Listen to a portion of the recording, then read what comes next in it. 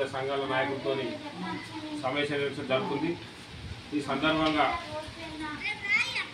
సంగారెడ్డి నియోజకవర్గ ఎమ్మెల్యే చింతబాబు అన్న గారిని కోరడం ఏమనగా, నిన్న కలెక్టర్ గారి దృష్టి కూడా మరి సాస్పేట్ మండలంలోని కొన్ని గ్రామాల వ్యవసాయ భూములను మరి కంపెనీల పేరిట లాక్కోవడం సమస్య అనడం చాలా సంతోషకరమైన విషయం।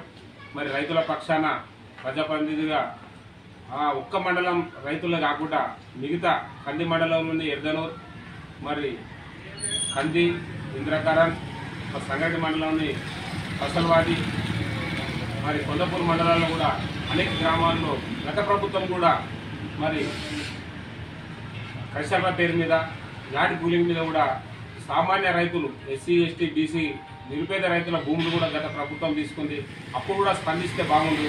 ఇప్పటికైనా ఎమ్మెల్యేగా ఆ రైతులకు కూడా న్యాయం చేసే విధంగా సమాజ అధికారుల దృష్టికి తీసుకుపోయి అందరి నియోజకవర్గ రైతుల పక్షాన మాట్లాడితే బాగుంటుంది।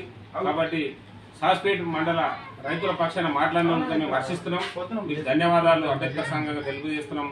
మరి మిగతా గ్రామాలలో కూడా గత ప్రభుత్వం చేసిన అక్రమమైన అన్యాయమైన చర్యను మీరు కూడా ఖండించి వారికి న్యాయం చేయాలని ఈ సందర్భంగా తెలియజేస్తున్నాం। జై భీమ్।